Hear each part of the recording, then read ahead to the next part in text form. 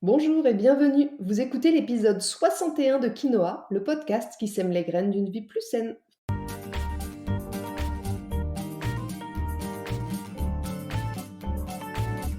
Je suis Julie Coignet, naturopathe spécialisée dans les troubles digestifs et les maladies inflammatoires. J'accompagne aussi les femmes enceintes, les enfants et toutes les personnes qui veulent retrouver naturellement la forme et la santé.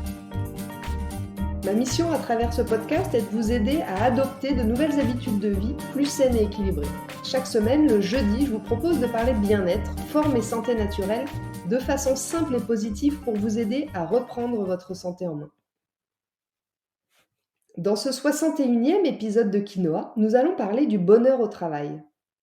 Parce qu'une vie saine et équilibrée passe inévitablement par une vie épanouie au travail, je reçois cette semaine Julie Artis, experte du bonheur au travail. Où en est-on actuellement de la prise en compte du bonheur au travail? Quels sont les impacts sur la santé et que peut-on faire concrètement à notre échelle? Julie, référence du domaine, vous explique tout ça dans cet épisode.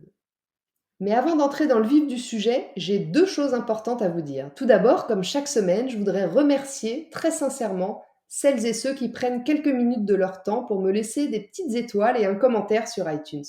J'ai vraiment besoin de votre soutien pour poursuivre le podcast. C'est rapide pour vous si vous écoutez l'épisode sur iTunes, mais c'est aussi possible si vous écoutez Quinoa sur une autre plateforme. Il vous suffit d'ouvrir iTunes depuis votre ordinateur, de rechercher Quinoa, puis de laisser 5 étoiles et un petit commentaire. Ça permet à mon podcast, à votre podcast, de perdurer, de gagner en visibilité et de voyager toujours plus loin. Un merci tout particulier cette semaine à Étienne Courtois qui dit « Des informations au top. J'ai écouté l'épisode sur les hydrolats et j'ai trouvé ça très complet. On trouve beaucoup d'informations contradictoires sur Internet, mais Julie a su m'aiguiller à la perfection. Merci. » Merci à vous Étienne, je suis vraiment ravie d'avoir pu vous aider. La deuxième chose que j'aimerais vous dire cette semaine, c'est que je relance mon challenge 5 jours sans sucre dans quelques jours pour vous aider à attaquer la rentrée sainement. Ce challenge, il est 100% gratuit et il avait déjà séduit plus de 800 personnes la saison dernière. Au programme de ces 5 jours, qui débuteront lundi 12 septembre, 5 jours de menu, petit déjeuner, déjeuner, dîner, avec des recettes faciles, rapides, sans sucre raffiné ni ajouté, à index glycémique bas. Vous aurez aussi la liste des courses correspondantes. Vous recevrez un mail par jour avec des explications et des conseils concrets pour vous accompagner. Et vous pourrez accéder à un groupe Facebook privé pour échanger avec les autres challengers et puis me poser toutes vos questions.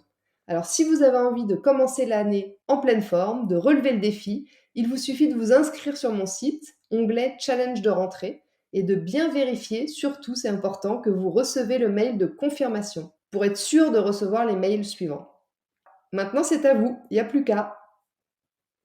Allez, sur ce, c'est parti pour l'épisode du jour. Pour la petite histoire, j'ai rencontré mon invitée Julie Artis dès mon arrivée sur Montpellier, il y a maintenant presque 8 ans. On s'est un peu perdu de vue ensuite, mais j'ai toujours continué à la suivre sur les réseaux sociaux, à suivre ses activités, et je suis vraiment très heureuse de pouvoir la recevoir sur mon podcast. Julie Artis est aujourd'hui conférencière en bien-être au travail, Chief Happiness Officer engagée, créatrice du podcast Génération CHO et fondatrice de la CHO Academy, la première plateforme en ligne pour devenir Chief Happiness Officer. Sa conviction est très claire. Nous n'avons qu'une vie et elle mérite d'être pleinement remplie par une activité professionnelle riche de sens et d'épanouissement. J'aurais pas dit mieux. Julie, bonjour. Merci d'avoir accepté mon invitation. Comme je le disais en introduction, je suis vraiment ravie de te recevoir aujourd'hui sur mon podcast. On va commencer par une petite présentation. Est-ce que tu peux nous dire ce qui t'a amené à t'intéresser, voire même, je dirais, à te passionner pour le bonheur au travail ou la qualité de vie au travail?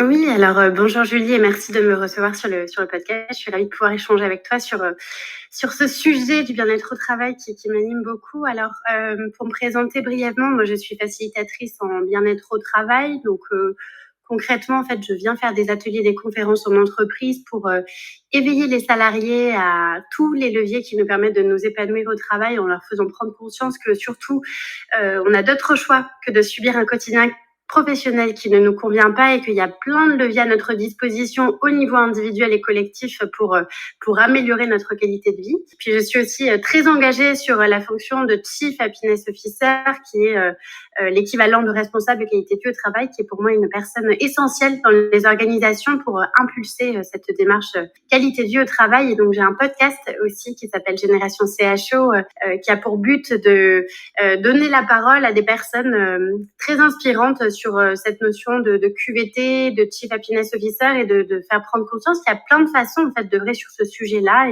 et plein de leviers à notre disposition. Merci pour la petite présentation. Comment est-ce que tu es arrivée du coup à te passionner pour ce sujet ? Eh bien, tout a commencé avec une crise existentielle.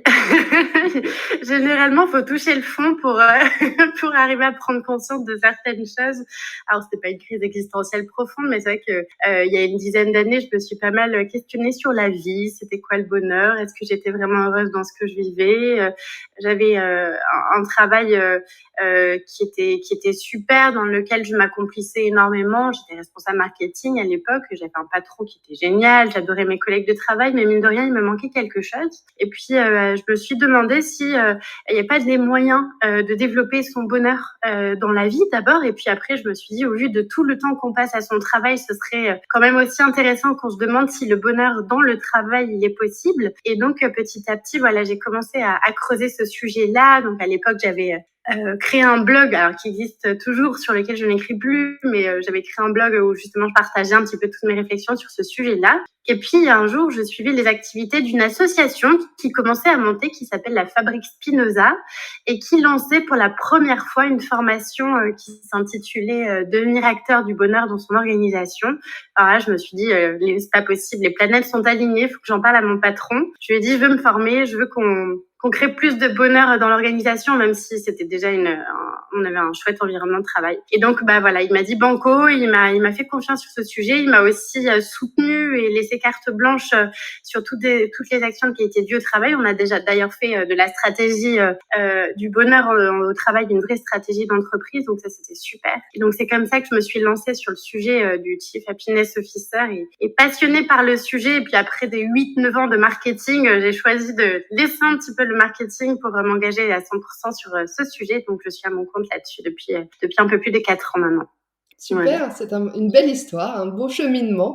Peut-être pour qu'on comprenne un petit peu plus en détail de quoi tu parles, pour poser un peu le contexte, est-ce que tu aurais quelques chiffres ou même juste peut-être quelques retours d'expérience ou réflexions à nous partager sur la qualité de vie au travail ? Est-ce qu'aujourd'hui, c'est une vraie question moi que je me pose, est-ce qu'aujourd'hui, globalement, les gens sont heureux au travail ou est-ce qu'ils sont plutôt malheureux dans leur vie professionnelle ? Quels sont les changements peut-être que tu commences à percevoir ou que tu perçois depuis un certain temps ?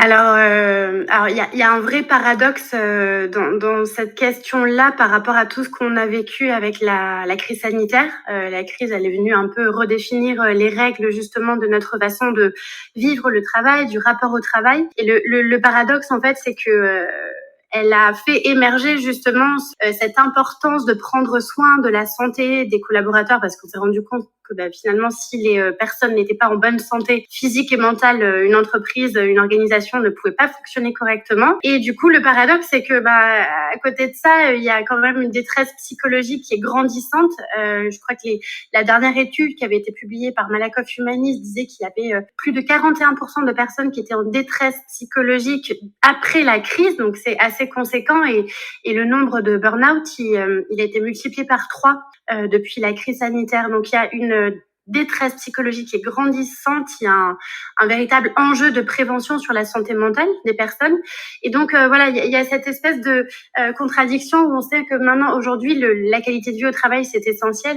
Il y a plus de 3/4 des salariés des entreprises qui pensent que la qualité de vie au travail, elle est plus importante que la rémunération. Donc, c'est pas rien. Si ceux qui se posaient la question de est-ce qu'un salaire rend plus heureux, avoir un haut salaire rend plus heureux, la réponse est non. Donc, il y a vraiment ce sujet de prévention santé qui est là. Et surtout, il y a une crise de l'engagement aujourd'hui dans les organisations qui est phénoménale. T'as peut-être vu passer des articles sur ce sujet. Il y a une tendance qui vient des États-Unis où on appelle ça le quit, c'est le phénomène de la grande démission. Et aujourd'hui, on s'aperçoit que de plus en plus dans les entreprises, les personnes sont prêtes à démissionner et perdre du coup un salaire qui pouvait être plus ou moins confortable pour trouver un métier finalement qui est plus aligné avec leurs convictions personnelles, avec leurs valeurs, qui fait plus de sens, etc. Et donc, il y a énormément d'entreprises qui ont de plus en plus de mal à embaucher ou à garder, en tout cas, les personnes. Je crois que sur cette crise de l'engagement, je crois qu'il y a les personnes. Alors, c'était une étude Gallup qui avait été publiée en fin d'année dernière, mais il y avait moins de 10% des salariés français qui étaient pleinement engagés dans leur travail. Donc, voilà, il y a un véritable sujet là-dessus. Donc, il y a une mobilisation vraiment à faire sur ces enjeux de qualité de vie au travail et heureusement, les entreprises s'éveillent de plus en plus à ces sujets-là parce qu'on sait que forcément, quelqu'un qui se sent mieux dans son travail, il va être plus engagé, plus motivé, plus performant. Donc, c'est du gagnant-gagnant pour tout le monde. Mais il y a encore pas mal de boulot. En tout cas, c'est clair qu'aujourd'hui, on assiste vraiment à une transformation profonde de notre rapport au travail, de notre façon de vivre le travail. On parle de plus en plus de travail hybride où on va mêler à la fois travail en présentiel et télétravail. Alors, ça pose aussi de grosses questions en termes de comment continuer à faire vivre le collectif à distance, par rapport à la culture de l'entreprise. Et c'est là où le Chief Happiness Officer, il peut être intéressant parce qu'il va permettre de continuer à préserver le lien entre les équipes, à faire vivre la culture, etc. Mais il y a pas mal de choses qui changent par rapport au travail aujourd'hui, plus ou moins négatives, mais en tout cas, on va vers du mieux. J'ose l'espérer en tout cas. Il y a toute cette notion aussi d'équilibre pro-perso qui est vraiment sur le devant de la scène et on se rend compte qu'aujourd'hui, on n'a plus envie de passer sa vie au travail. Voilà, toutes ces questions, enfin moi je pourrais t'en parler pendant très très longtemps, mais oui, les enjeux sont là en tout cas. Ok, donc si je comprends bien, les gens sont plutôt pas très bien en entreprise actuellement. Les chiffres, c'est ce que disent dans tous les cas les chiffres. Mais par contre, tu sens quand même qu'il y a une évolution vers des solutions. C'est-à-dire que ce soit les entreprises ou que ce soit les salariés, on sent quand même qu'il y a une prise de conscience qui a dû effectivement être accélérée par la crise sanitaire. Moi, je le sens aussi quand je peux discuter avec des étudiants, par exemple. Je trouve que dès ce stade-là, on commence à sentir que les étudiants en école de commerce, par exemple, ou en grandes écoles en règle générale, qui avant n'avaient qu'une idée en tête et c'était d'avoir un maximum d'ambition pour réussir une belle carrière. Aujourd'hui, ils cherchent déjà à leur niveau, à leur stade, ils cherchent déjà à mettre beaucoup plus de sens dans leurs activités, dans leurs stages, dans leur cursus globalement. Donc je pense que peut-être que la mutation, elle peut partir de là et que ça va sûrement accompagner aussi ces changements dont tu parlais.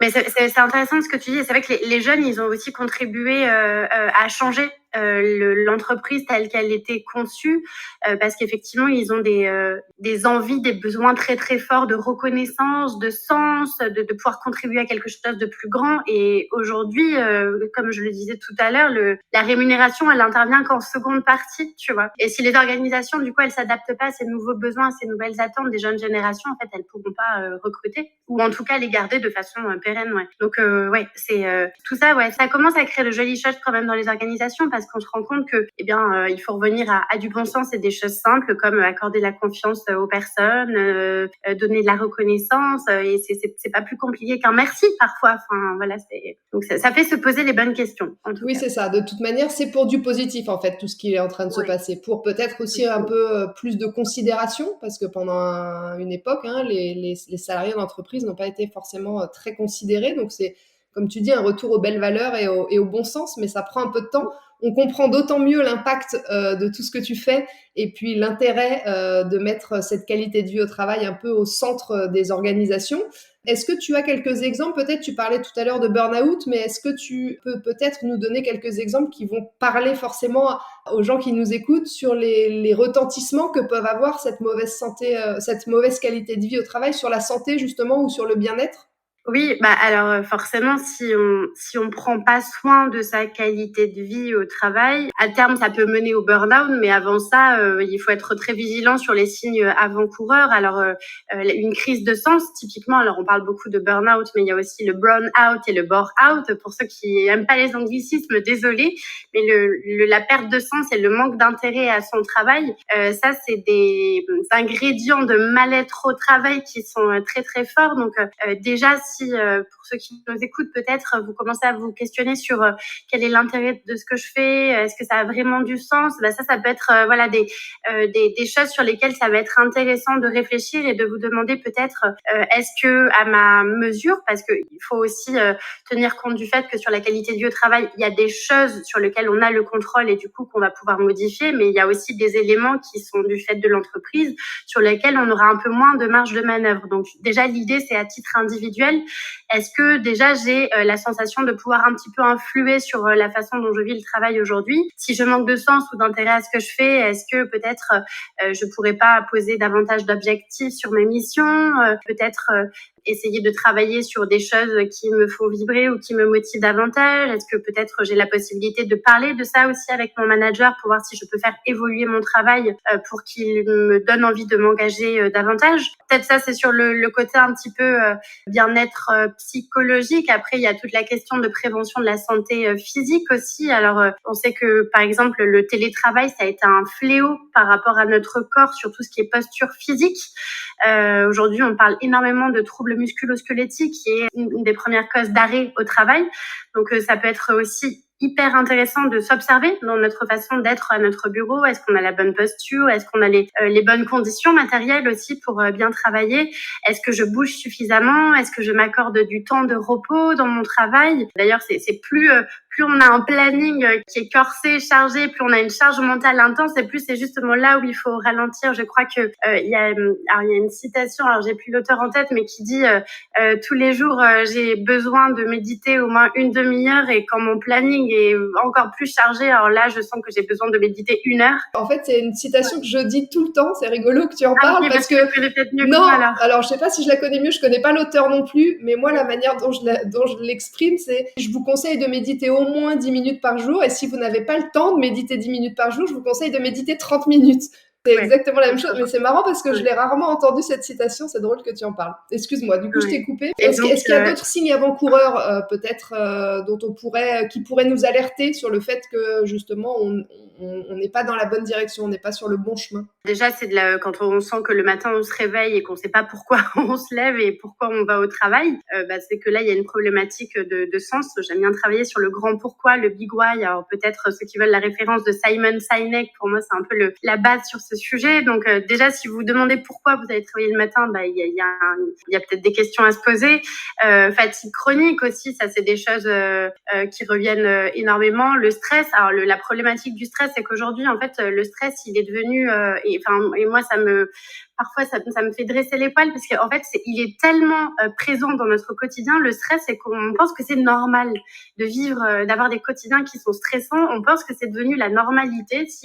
Limite, si on n'est pas stressé à son travail, ça veut dire qu'on n'est pas suffisamment impliqué dans ce qu'on fait. Donc non, le stress n'est pas normal. Enfin, en tout cas, le stress chronique n'est pas normal. Si vous avez la sensation de vivre du stress au quotidien, ça va être délétère de façon dramatique sur votre santé, mais en plus c'est très insidieux parce que ça nous ronge de l'intérieur sur du moyen long terme, et quand on s'aperçoit que le stress il a été plus qu'oxydatif pour notre corps, c'est limite trop tard. Donc voilà, il y a toutes ces choses là sur lesquelles être vigilant. Et puis peut-être aussi, moi je travaille beaucoup sur les sujets de joie, de légèreté, d'émotions positives, et de se dire est-ce que dans mon travail j'ai la sensation de vivre plus d'affects positifs que d'affects négatifs. Si vous avez la sensation dans votre quotidien que c'est plus synonyme de charge mentale, de relations qui sont conflictuelles avec les autres, enfin de tout un tas de choses qui vont générer plus d'émotions négatives, à ce moment-là il faut réagir aussi. Ouais. Ok, super. Bon, je pense que déjà ça a dû parler à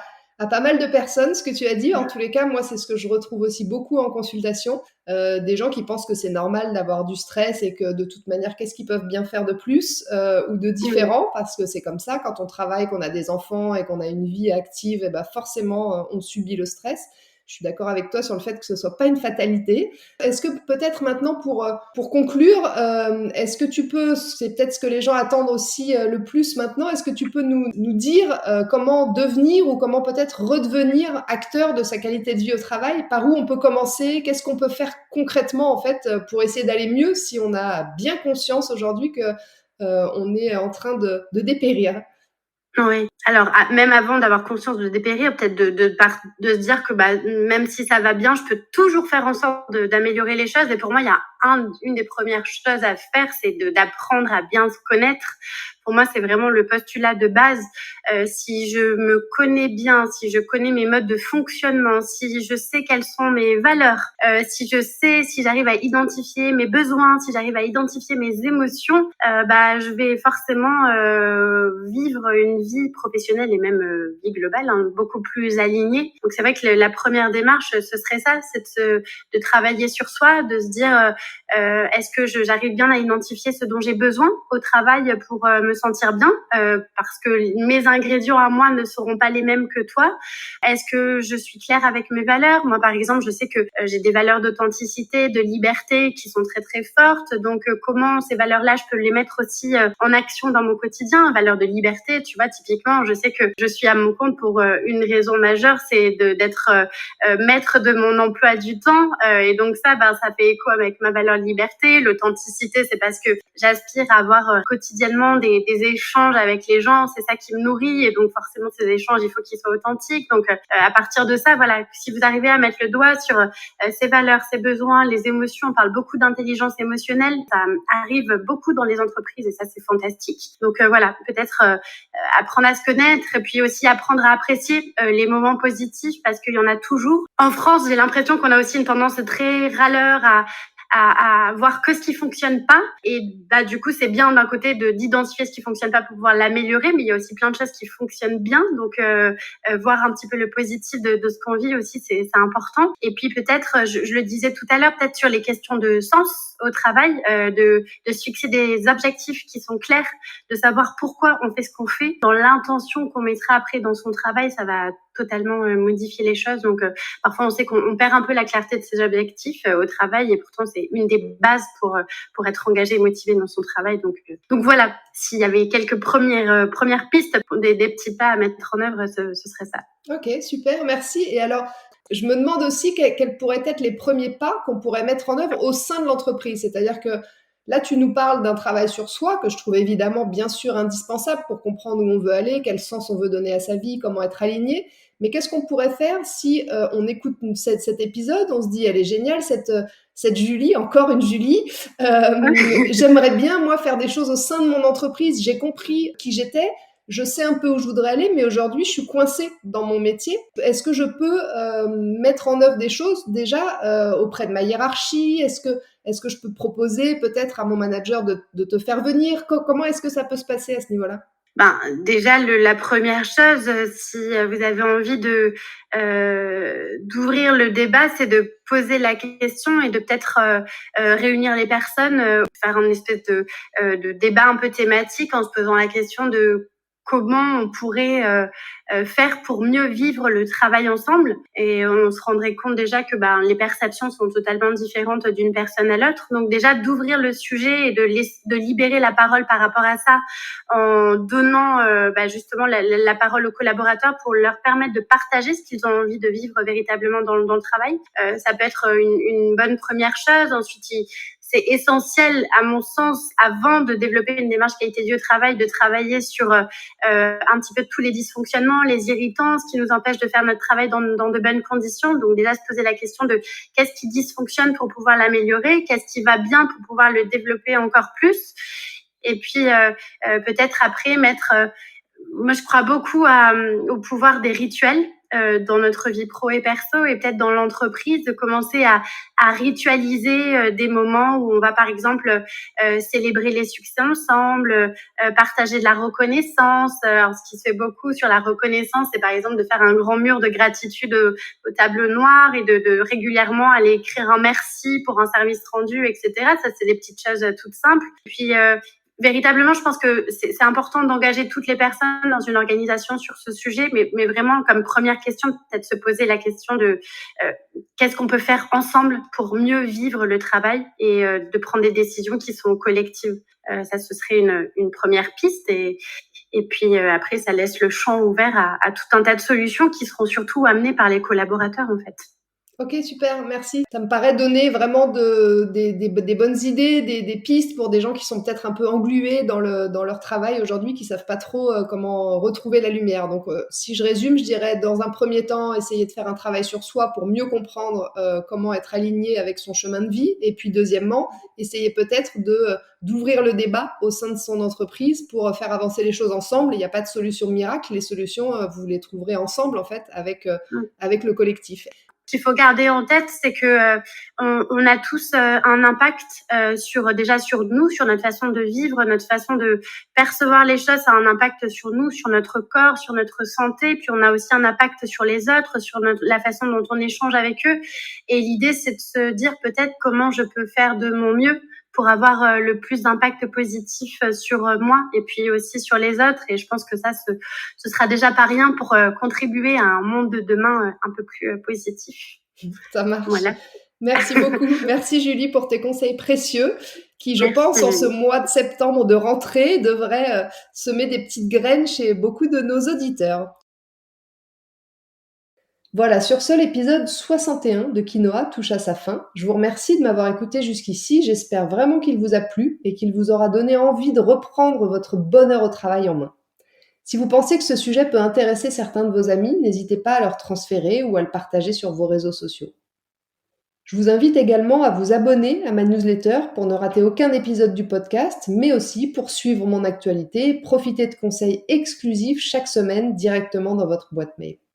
La semaine prochaine, dans l'épisode 62, nous allons parler de nos chères têtes blondes, ou brunes, ou rousses, et de l'alimentation la plus adaptée pour leur santé.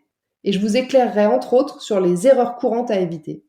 En attendant, si vous voulez me faire un petit coucou ou échanger, j'en serais ravie et je vous invite à me rejoindre sur Instagram @juliecoignet-8 naturopathe.